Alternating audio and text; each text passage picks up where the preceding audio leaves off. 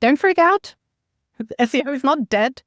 It's just changing how we search, where we search. So really stay up to speed with technology. It's super fast moving. So understand what's happening, understand how you can use it to your advantage, and really embrace technology and empathy and bring it together to find that balance, and use your human side to find the opportunities and stand out from the rest.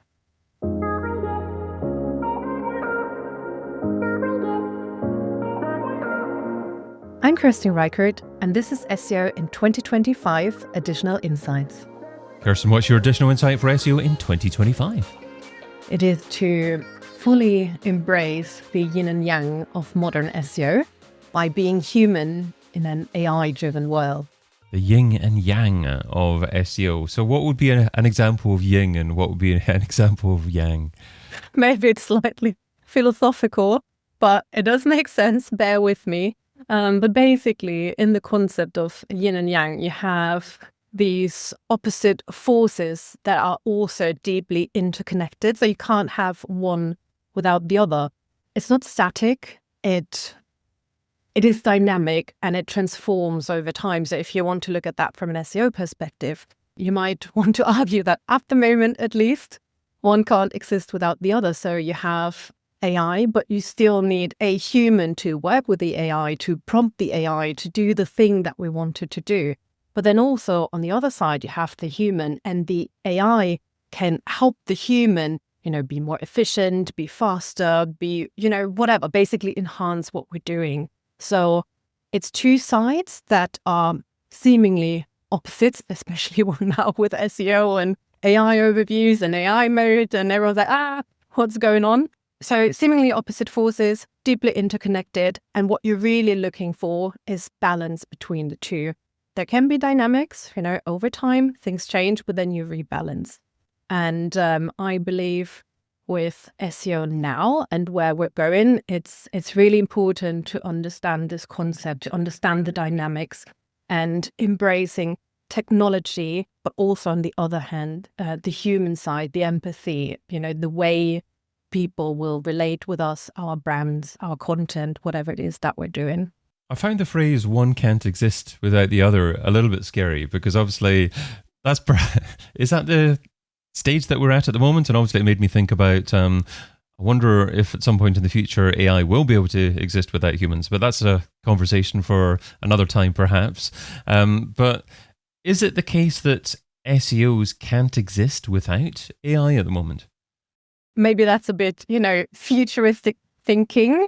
I think we can exist, but you can't avoid that SEO is changing. That's not in our control, right? For example, Google introducing AI overviews, Google introducing AI mode, new search engines coming up, all the LLMs, people using different search interfaces such as ChatGPT, Gemini, whatever people use. So this is not in our control. So it's not that we can't exist without AI. We can continue doing SEO how we've done it before. I don't know if that's the best idea, but it's just not in our control to stop AI from, being part of what we do.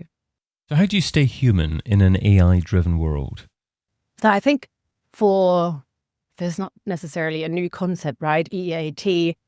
It's been around for a long time. We know we need to, show our knowledge, our expertise, our authority in a certain space that we operate in. But it's really taking this further. It's not just about showing expertise in something, but also create content in a way, or an online presence, not just content, an online presence where people can deeply resonate with you and your brand. It's really about being personal, creating a reaction to what you're doing, because that really sticks. If you look at AI, there's so much content being pumped out left and right. It's videos, it's images, it's content, it's blogs, it's just more. So again, it's almost being the counterpart to that, where we're being deeply relatable and almost probably forcing a reaction, but triggering something for people to connect with you, and that way you stand out with your brand. So I would say that's the emotional side to it. But of course, there's also technical fun to it because we're talking about SEO. It's not just I'm the most relatable person. It's also how do I then, use this in my day-to-day SEO, in what I'm doing in content creation and things like that. But yeah, definitely triggering a human response to what you're doing as a counterpart to all of the, generated content that's flooding the internet right now. And when you say AI-driven world, you're talking about content that's flooding the internet. Do you mean the fact that the majority of the content or a big chunk of the content is produced by AI now? Or are you talking about AI delivering the search results or the answers that the majority of humans consume now?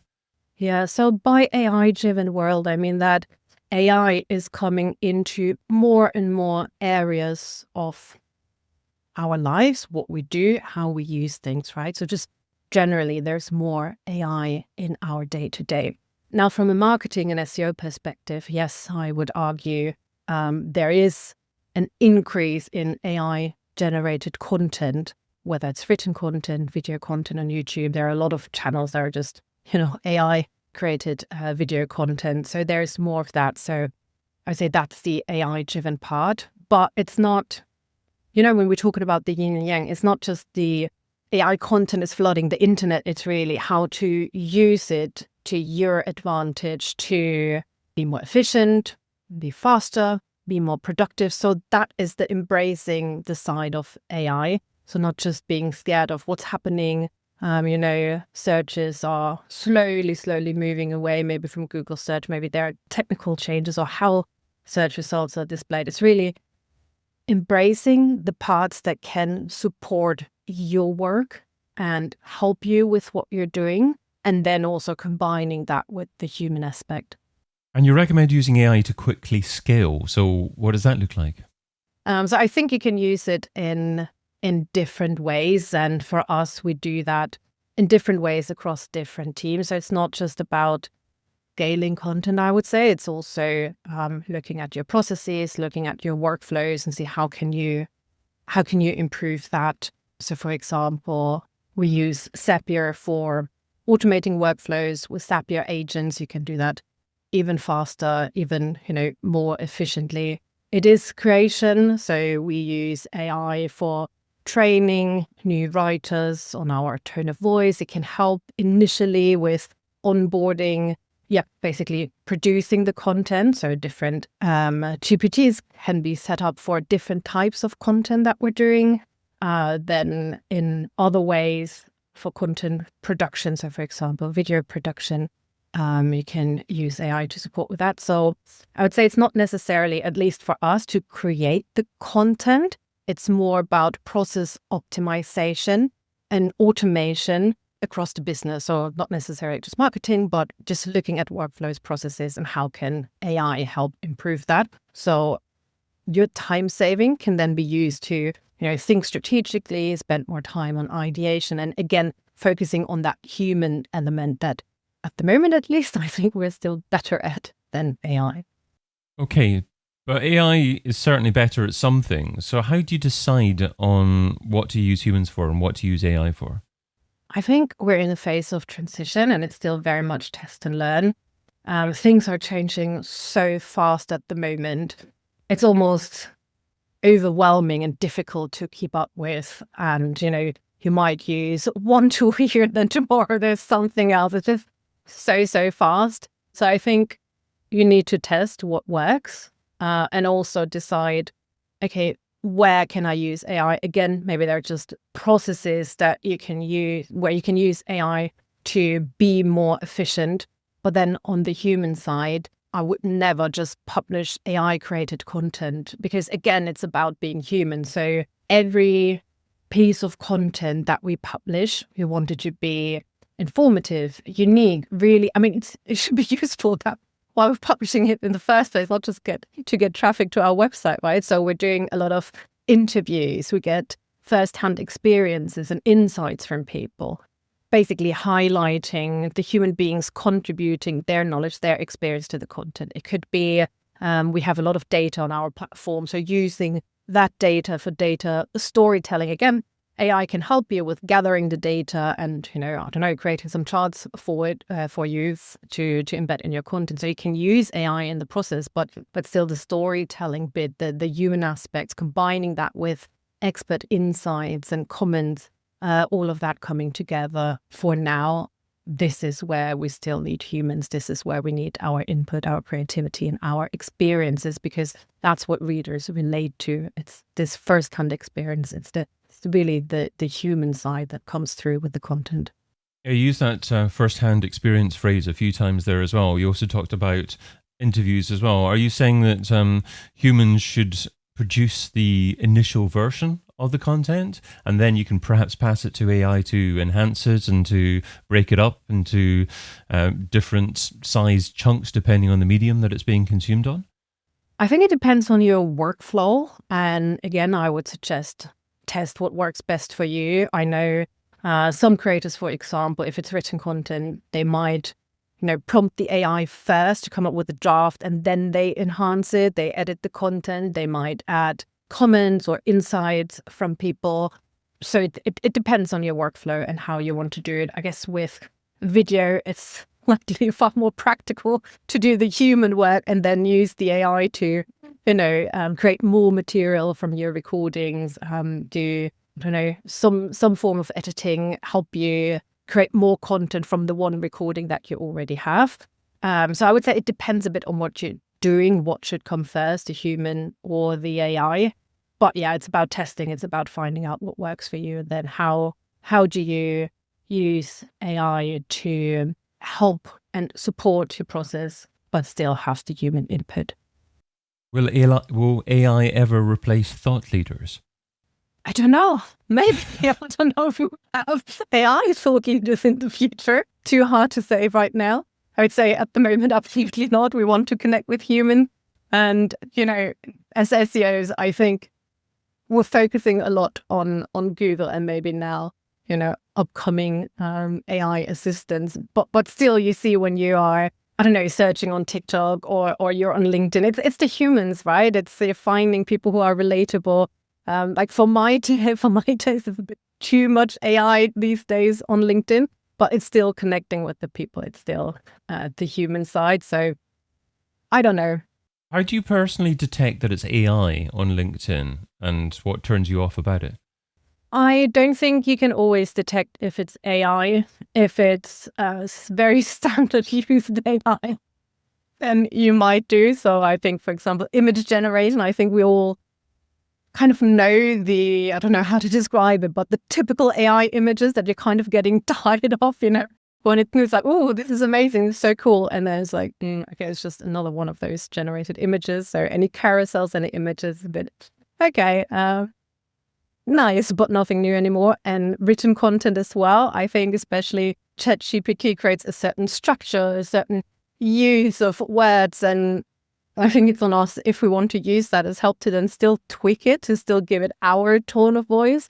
But a lot of content that I see, I don't think there's maybe that additional effort in there to make it look a bit less like ChatGPT. And also, I don't know if you've noticed that all the posts are getting longer and longer and longer. No one would have written that in the past, right?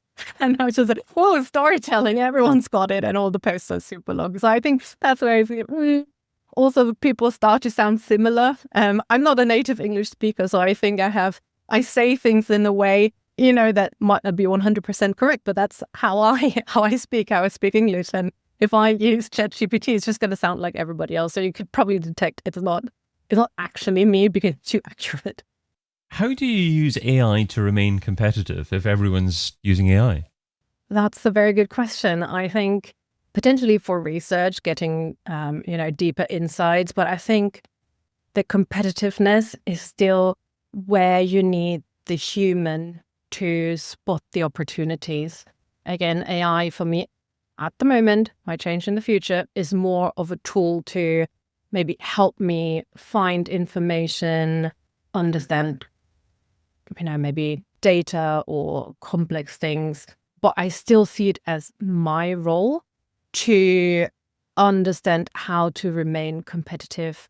So the strategy for whatever marketing channel for us, we still do it as humans, right? We understand our space in the market. We understand our audience. We understand what our competitors are doing. We're doing a lot of, competitive research. And yes, maybe AI can help us do that faster, do that more efficiently, but it's still on us to interpret what we're seeing, to spot the opportunities, and then use that to our advantage.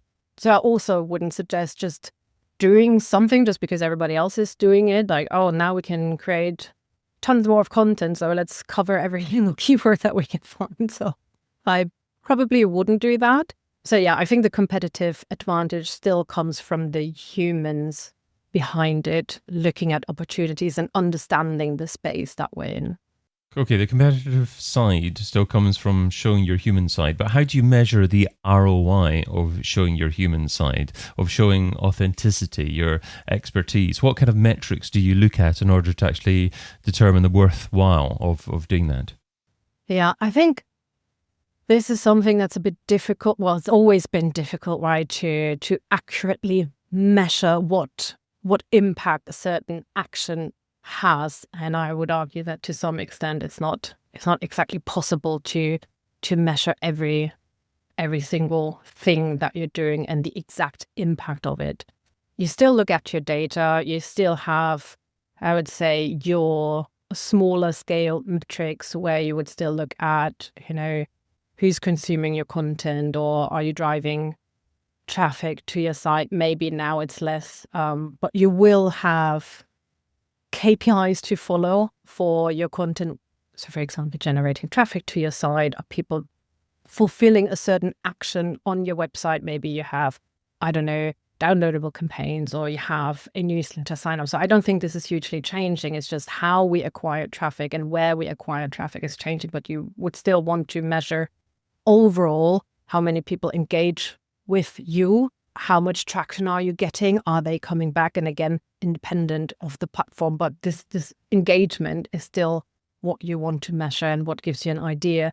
And then overall, of course, you still need people to convert at some point. I mean, it depends on your business model, but for us, it would still be at the end, we do want leads, we do want call bookings, we do want sales. So those are the harder KPIs that we still track. And then, yeah, if it's coming because we're being superhuman and we have great people featured in our content, I don't know. I don't have that level of insight, but I can still see if it's working or not working based on the engagement, based on the other KPIs that follow in that funnel. Kerstin, what's the key takeaway from the tip you shared today? Don't freak out. SEO is not dead. It's just changing how we search, where we search. So really, stay up to speed with technology. It's super fast moving, so understand what's happening, understand how you can use it to your advantage, and really embrace technology and empathy and bring it together to find that balance, and use your human side to find the opportunities and stand out from the rest. Kerstin Reichert is the head of marketing at Seed Legals, and you can find her over at seedlegals.com. Kerstin, thanks so much for adding your additional insight to SEO in 2025. Thank you. I've been your host, David Bain, and you've been listening to SEO in 2025 Additional Insights, a Majestic series that complements the original podcast, video series, and book. Find out more at seoin2025.com.